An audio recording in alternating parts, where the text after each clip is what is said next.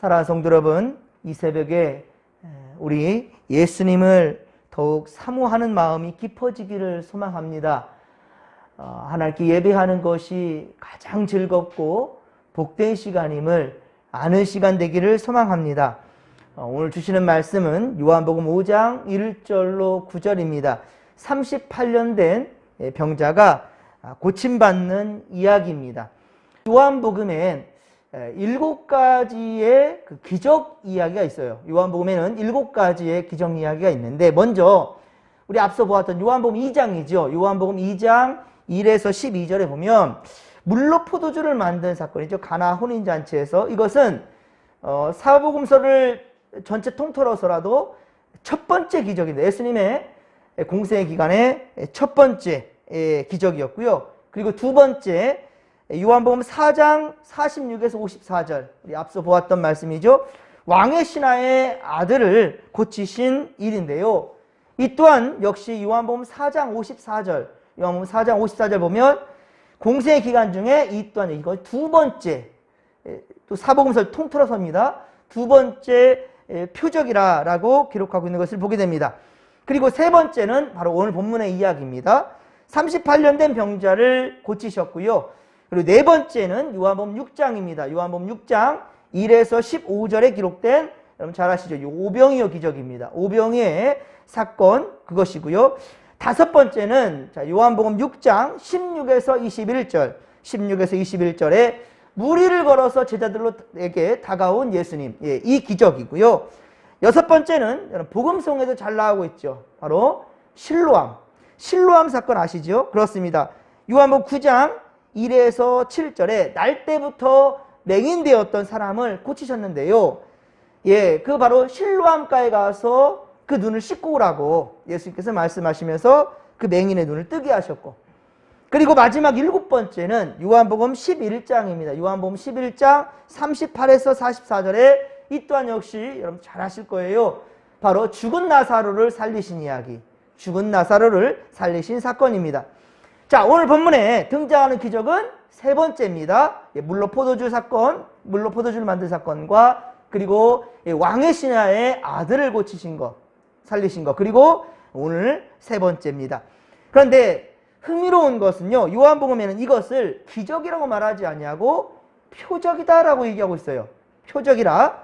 앞서 우리 신하의 아들을, 우리 왕의 신하의 아들을 고치신, 우리 살리신 두 번째 기적의 마지막 구절이죠. 요한복음 4장 54절. 이 보면 이것은 예수님께서 유대에서 갈릴리로 오신 후에 행하신 두 번째 표적이니라 라고 말하고 있지 않습니까? 표적이라 말하고 있어요. 자, 이 요한복음에서 매우 일관성 있게 사용되는 이 표적. 자, 이 표적은 영어로 사인입니다. 사인. 예를 들어 우리가 고속도로를 달리다 보면 뭐 천안이나 대전, 천안이나 뭐 대전 이쪽 이렇게 가다 보면 이정표가 이렇게 붙어 있는 것을 보게 되죠. 이 사인, 이 간판, 자, 이 이정표, 이것은 어때요? 이 자체가 천안이나 대전이라고 말하는 겁니까? 아닙니다. 아직 대전이나 천안 오지 않았습니다. 아직 오지 않았어요. 그곳을 가는 방향을 지금 표시해 주는 거죠.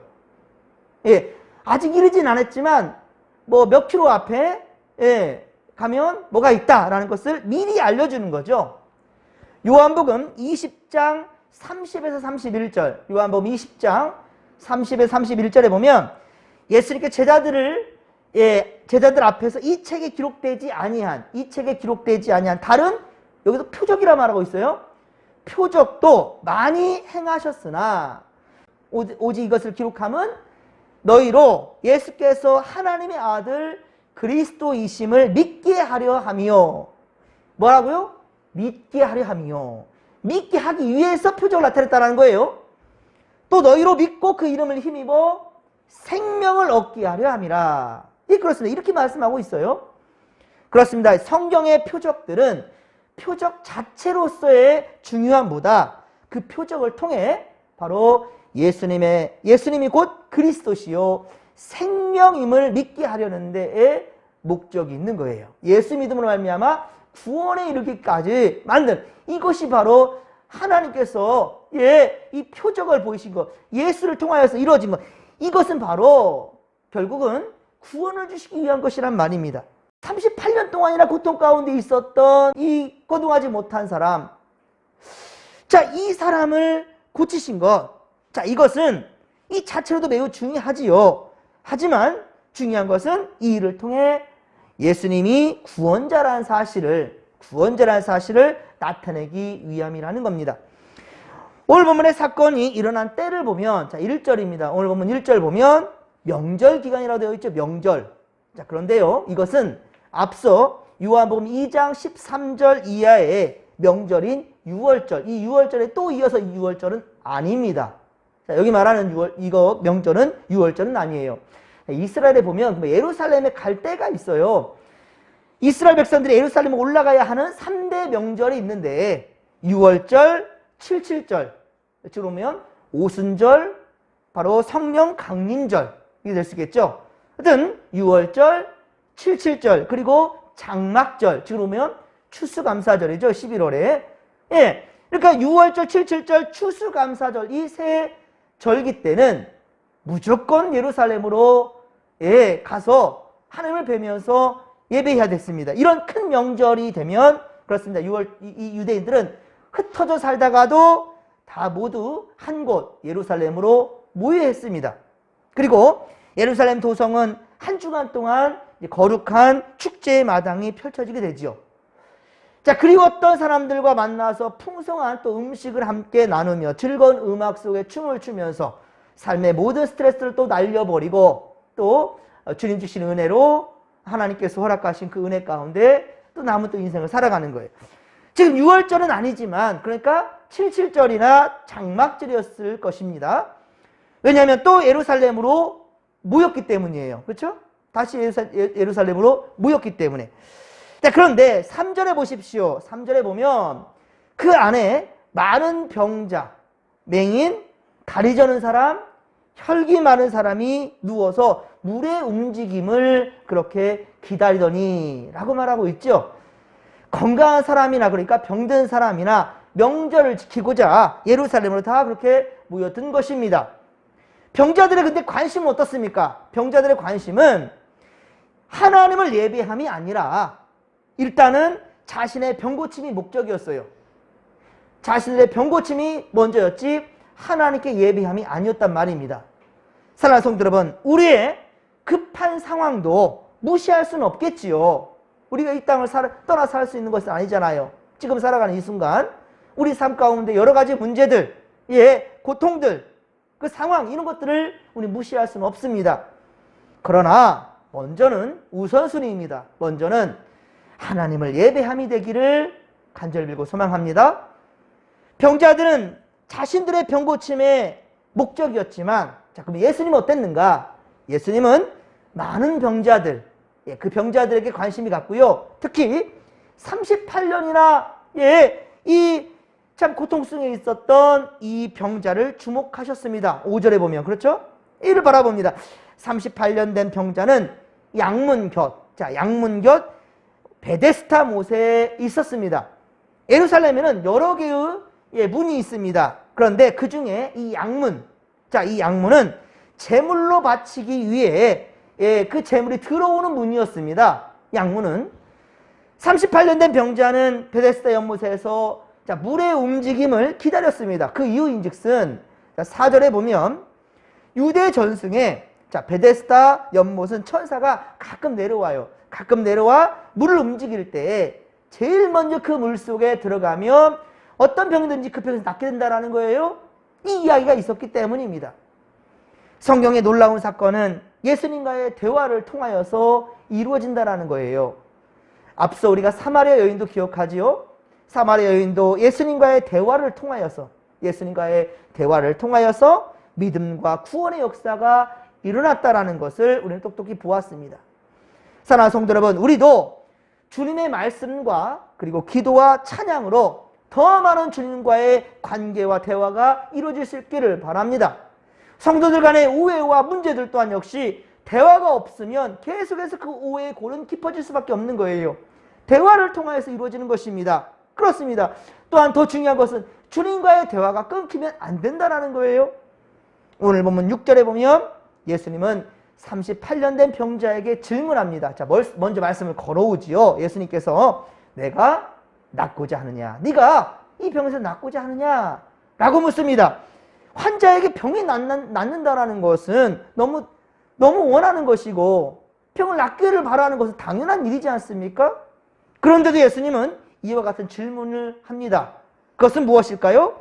병 고칠 능력이 주님께 있다라는 것에 대한 믿음이 있는지에 대한 질문을 하는 거예요. 천사들이 내려와서 물이 동할 때 내려와가 병 고친다? 그게 중요한 것이 아니라 진정 너의 믿음은 하나님께서 고칠 수 있는 능력, 그리고 하나님께서 보내신 예수 그리스도, 예, 그렇습니다. 내게 능력 있는 것을 너희 믿겠느냐라는 거예요. 병자가 대답합니다. 7절입니다. 주여, 물이 움직일 때에 나를 이 연못에, 이 못에 넣어주는 사람이 없어서 내가 가는 동안에 다른 사람이 먼저 내려가나이다. 그러니까 내가 이제까지 고침받지 못했습니다. 라고 얘기하는 거죠. 마가복음 2장에 보면 이 중풍병자에게 그가 치료받을 수 있도록 도움을 준 4명의 친구가 있었지요. 그러나 본절에 38년 된 병자에게는 어떻습니까? 도와줄 가족이나 친구, 친지들마저 없었던 것 같아요. 그리고 그의 생각은 온통 물이 움직일 때, 물이 움직일 때에 그 연못 속으로 들어가는 일에 오직 몰두해 있습니다. 그럼 뭐합니까? 도와줄 자가 없는데 자기 스스로 능력도 안 되고요. 그렇기 때문에 그는 단지 예수를 이렇게 말하는 이유가 뭐겠습니까? 예수님께 말하는 거죠. 나를 제발 좀 저 물이 동할 때 빨리 나 좀 넣어주십시오. 나는 그런 자를 기다리고 있습니다. 라고 말하는 거죠. 재빨리 연못에 넣어줄 조력자요, 보조자 정도로 예수님을 지금 바라보고 있는 것이죠. 이 병자뿐만이 아닙니다. 사실 보십시오. 지금도 많은 성도들은 예수님을 우리의 문제를 해결해 줄 수 있는 사람, 우리를 도와줄 수 있는 사람, 조력자나 보조자 정도로만 생각하고 있다는 거예요. 그렇기 때문에 우리 주님의 놀라운 그 역사, 그 능력을 우리가 체험하지 못하는 거예요. 단순히 이 땅 위에 그래 오래 살아서 100년 살까요? 한 200년까지 살 수 있는 사람이 있을까요? 이 땅의 삶만이 포커스만 맞춰 있으니 우리는 영혼의 세계를 바라보지 못하는 것입니다. 사랑하는 성도 여러분, 오늘 이 시간 우리는 생명의 근원 되시는 바로 하나님과 그의 보내신 자 예수 그리스도의 능력이요, 그리고 성령님의 인도하심에 전적으로 신뢰하며 나아가십시다. 우리의 구주로 영접하며 오직 말씀대로 순종하십시다. 우리 믿음대로 주께서 반드시 역사해 줄 줄로 믿으시기 바랍니다. 8절에 보면 이제 예수님은 38년 된 병자에게 말씀을 선포하십니다. 일어나 내 자리를 들고 걸어가라. 일어나라. 그리고 네 가진 그 자리를 들고 걸어가라는 거예요. 그리고 38년 된 병자는 주님의 말씀의 권세와 능력을 통하여 일어나 걷게 되었습니다. 여러분, 분명히 내가 걸을 수 있는 능력이 있어요. 주님께서 주셨습니다. 그런데 끊임없이 우리는 외치고 있어요. 나 좀 살려주세요. 나 좀 걷게 해주세요. 이미 벌써 주님은 내게 능력 주셨는데, 그런데 믿질 못하는 겁니다. 그러니 걷지도 못하는 거예요. 여러분, 우리 주님을 믿을 때 주께서 우리에게 분명히 능력 주신다는 사실을 믿으시기 바랍니다. 우리도 38년 된 병자처럼 물이 움직이기만 바라고 있는 것이 아니라 우리의 지친 삶을 끝낼 수 있도록 주님을 바라보시고 주님의 음성을 듣기를 사모하기를 바랍니다. 주님 말씀의 권세와 능력을 믿고 우리가 의지할 때에 지친 삶을 우리는 반드시 끝낼 수가 있다는 거예요. 그리고 일어나 걸을 수 있는 것입니다. 오늘 이 새벽 하루를 말씀과 기도로 시작하는 바로 여러분들에게 말씀의 권세와 그리고 능력으로 새로운 삶을 살아갈 수 있는 은혜가 분명히 임할 것이니 더욱더 십자가를 바라보고 코람되어 하나님 앞에서 결단하며 주의 말씀 의지하여 오늘도 삶 가운데 그물을 내릴 수 있기를, 할렐루야, 일어나 걸으라 할 때 그 명령 가지고 걸을 수 있는 그런 담대함이 우리 가운데 있기를 주님의 간절히 축원합니다. 축원합니다. 주께서 오늘도 우리와 함께 하실 것입니다. 주여 삼창 부르며 기도하며 나갑니다. 주여 주여 주여.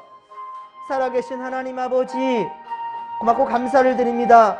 오늘도 코람데오 하나님 앞에서 우리가 세상 것 염려하며 이 하루 시작하는 것이 아니라 오직 주님 바라보며 주의 음성 들으며 우리도 주님 주시는 능력 의지하여 힘껏 일어서기를 원합니다. 하나님, 일어서 주님 허락하신 길로 아버지여 더욱더 담대하게 나아갈 수 있도록 주님 도와 주시옵소서.